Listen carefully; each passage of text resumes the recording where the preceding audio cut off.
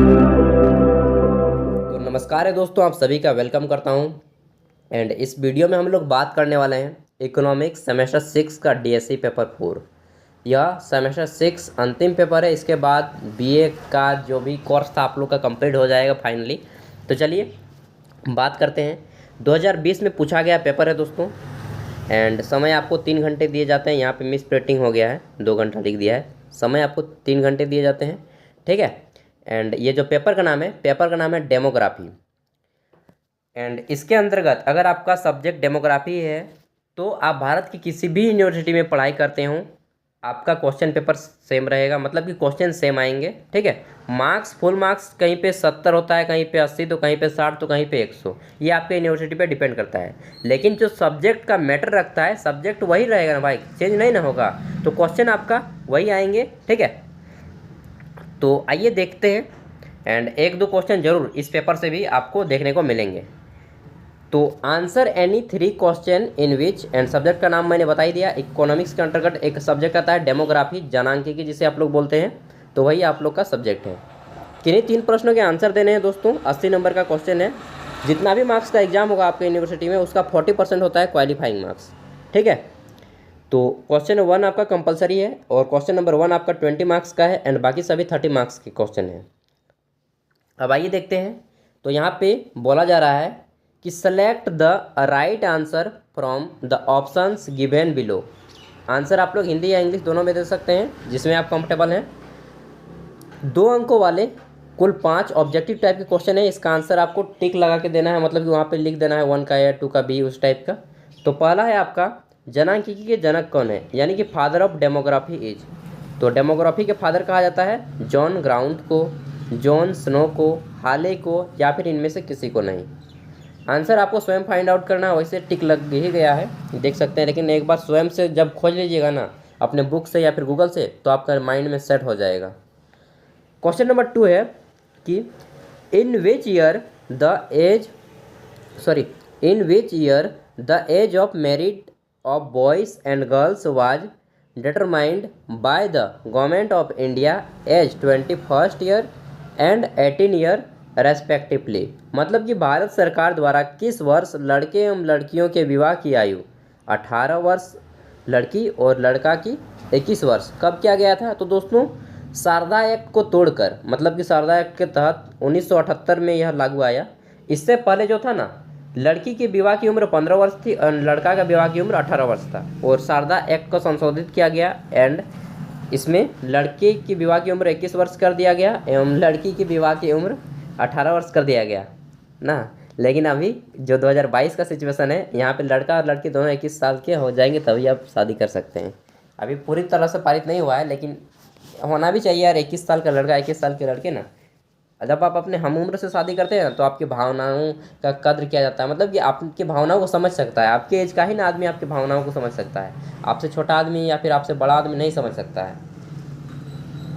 बाकी आपकी मर्जी यार, आप जिससे शादी करें उससे मुझे कोई एतराज़ नहीं है। मैंने अपने फिलॉसफी के तहत बताया है, जो कि ओशो की मैंने देखा था। आइए देखते हैं, हम लोग बात करते हैं टॉपिक पे। 3 नंबर है कि 2011 की जनगणना के अनुसार कुल प्रजनन दर कितनी थी। According to census 2011, how much was the total fertility rate, जिसको शॉर्ट में TFR बोलते हैं। तो उस समय टोटल फर्टिलिटी रेट थी दोस्तों 2.4, ठीक है, 2011। और 2021 का तो जनगणना हुआ ही नहीं यार, लेकिन होना चाहिए। इस और कोई ध्यान भी नहीं दे रहा, सरकार में ध्यान दे रही है ना पब्लिक, मालूम नहीं यार। जब पता ही नहीं चलेगा कि हम लोग देश को कहाँ ले जा रहे हैं, तो जनगणना तो होना चाहिए, उसी से पता चलता है कितना विकास हुआ, कितना शिक्षित हुआ, कितना अशिक्षित हुआ। चलिए चौथा क्वेश्चन है, जनांकिकी अंतर का अर्थ है। डेमोग्राफी गैप मीन्स, इसका मीन्स क्या होता है, इसका मतलब होता है लिंगानुपात में अंतर, डिफरेंट इन सेक्स रेशियो, या फिर डायरेक्ट आंसर देख लीजिए आप लोग, जन्म दर एवं मृत्यु दर के बीच का अंतर, यानी कि difference between birth and death rate, ठीक है। दोस्तों कुछ गाड़ी पार हो रहा है, इसकी आवाज़ें सुनाई दे रही होंगी, लेकिन इसके लिए सॉरी यार, क्या कीजिएगा। अभी मेरे पास प्रॉपर्ली सेटअप नहीं है, इसलिए आपको इसी तरह वीडियो दे रहा हूँ। अपना एक फर्स्ट क्लास रूम बनाएंगे ना, उस टाइम से हल्ला गुल्ला नहीं होगा। 5वां है, भारत के किस राज्य में शिशु मृत्यु दर सबसे कम है। Which state of India has the lowest infant mortality rate, तो दोस्तों केरल और गोवा इन दो राज्यों का जो है ना मॉर्टेलिटी दर जो है आपका बहुत कम है, यानी कि बहुत कम बच्चे यहाँ पे होता है, जब जन्म लेता है उस समय डेथ बहुत कम बच्चों की होती है। अब आता है 1 का बी, इसमें आपको 5 अंकों वाले 2 प्रश्नों का आंसर देना होगा एंड इसका आंसर आप लोग दीजिएगा कैसे, शॉर्ट आंसर, छोटा सा एक नोट बना देना है एंड 5 अंकों के वाले प्रश्नों का आंसर आप लोग एक खड़ा पन्ना का दोनों साइड, अगर आपका स्पीड ज़्यादा है तो स्पीड कम है तो एक खड़ा पन्ना का एक ही साइड में दीजिए। तो देखिए पहला है निम्नांकित में से किन्हीं 2 पर संक्षिप्त टिप्पणियाँ लिखें। पहला है वैवाहिक विसर्जन यानी कि मॉर्टेलिटी डिजोल्यूशन, दूसरा है आपका कुल प्रजनन दर, जो आपको अच्छा लगे उस पर लिख सकते हैं, टोटल फर्टिलिटी रेट TFR जिसको बोलते हैं, तीसरा है संशोधित जन्म दर यानी कि कर्ड बर्थ रेट, और चौथा है जीवन प्रत्याशिता यानी कि लाइफ एक्सपेक्टेंसी। ठीक है, तो ये हो गया आपका 4 टॉपिक, इसमें से जो अच्छा लगे एंड आंसर दीजिए। अब इधर जितने भी क्वेश्चन बचे हैं इनमें से किन्हीं 2 प्रश्नों का आंसर देना है, ओनली 2 का आंसर दीजिए, 30-30 60 हो जाएगा। 30 अंकों वाले प्रश्नों का आंसर दोस्तों आपको कोशिश कीजिए कि 5 खड़ा पन्ना यानी कि 10 पेज में दें, 5 खड़ा पन्ना मतलब कि 10 पेज, ठीक है दें। अगर आपका स्पीड कम है तो 4 खड़ा पन्ना मतलब कि 8 पेज में दें। देखिए क्वेश्चन है define demography, explain it's scope and importance, यानी कि जनांकिकी को परिभाषित कीजिए, इसके क्षेत्र एवं महत्व की विवेचना कीजिए। तीसरा है प्रजननशीलता से आप क्या समझते हैं, प्रजननशीलता को प्रभावित करने वाले विभिन्न कारकों की विवेचना कीजिए, यानी कि what do you mean by fertility, describe the various factors affecting the fertility. चौथा है आपका what do you mean by total fertility rate and gross fertility rate, describe it's merit and demerits, मतलब कि इसकी अच्छाइयाँ और बुराइयाँ दोनों को लिखना है। हिंदी है इसका कुल प्रजनन दर एवं सकल प्रजनन दर से आप क्या समझते हैं, इसके गुण और दोषों को लिखना है। ठीक है, 5वां क्वेश्चन देखते हैं। एक ऑटो पार हो रहा है, इसको साउंड को थोड़ा सा ऑफ करते हैं। चलिए अब शुरू करते हैं। मुझे बुरा लगता है दोस्तों, क्या करें, बीच बीच में वीडियो रोकना पड़ता है, लेकिन कोई बात नहीं, मेहनत करते करते सब होगा। 5वां है what are the technique of population projections, which technique you consider the best, आपको कौन सा अच्छा लगता है। पहला है आपका जनसंख्या प्रेक्षण, जनसंख्या प्रक्षेपण की कौन कौन सी विधियां हैं, ये 15 अंक यहाँ से यहाँ तक हो गया। फिर है 15 अंक कि किस विधि को आप सर्वोत्तम मानते हैं। तो देखिए दोस्तों आप लोग भी आज से 4 साल 5 साल बाद बाप जरूर बनिएगा यार एंड गर्ल्स है तो माँ बनिएगा। तो मेरा एक कहना है कि अपने जो रखिएगा संतान 2 से ज़्यादा मत कीजिएगा, जहाँ तक मेरा राय होगा यार, 1 तक ही सीमित रखिए, मैक्सिमम करना है 2, उससे ज़्यादा मत करो दोस्त।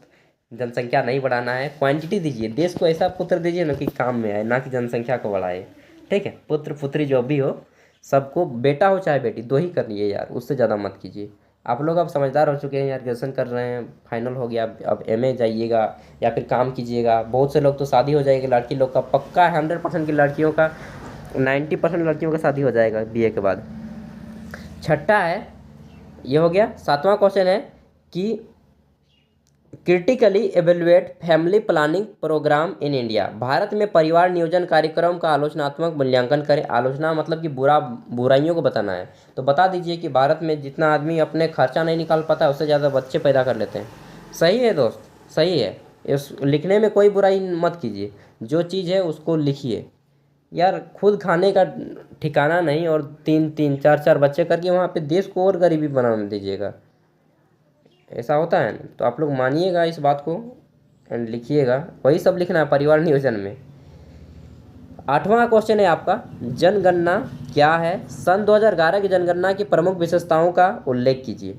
What is population census, give the main features of population census 2011।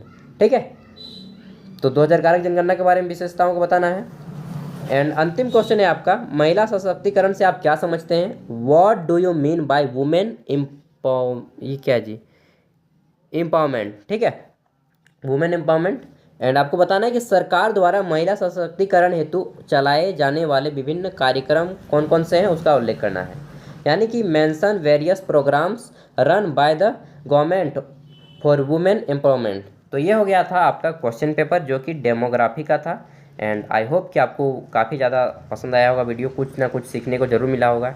And दोस्तों इसके बाद अगर आप एमए करना चाहते हैं, चाहे एमकॉम एमएससी कुछ भी करना चाहते हैं, या फिर बीएड वगैरह पीजी वगैरह कुछ भी करना चाहते हैं, क्वेश्चन पेपर यहाँ पे अपलोड किए जाते हैं, तो चैनल को सब्सक्राइब कर लें, बेल आइकन को प्रेस कर दें।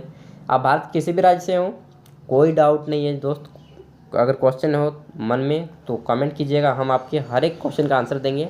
एंड जाते जाते मेरा नाम जान लीजिए, आप लोगों को लगा होगा इतना समय दिए मेरे साथ तो नाम तो जानने को बनता है। मेरा नाम है सागर साहब एंड मैं जाति पाति में विश्वास नहीं करता है दोस्त। तो कुछ भी डाउट हो तो कमेंट करके पूछ लीजिएगा, चाहे कॉम्पिटिटिव का एग्ज़ाम का क्वेश्चन पेपर देखना हो या फिर किसी भी कोर्स का, यहाँ पे अवेलेबल कराए जाते हैं। And thank you, best of luck, अच्छे से एग्ज़ाम दीजिए, एक भी क्वेश्चन मत छोड़ो, चाहे आंसर आए या ना आए उसका आंसर लिख के आओ।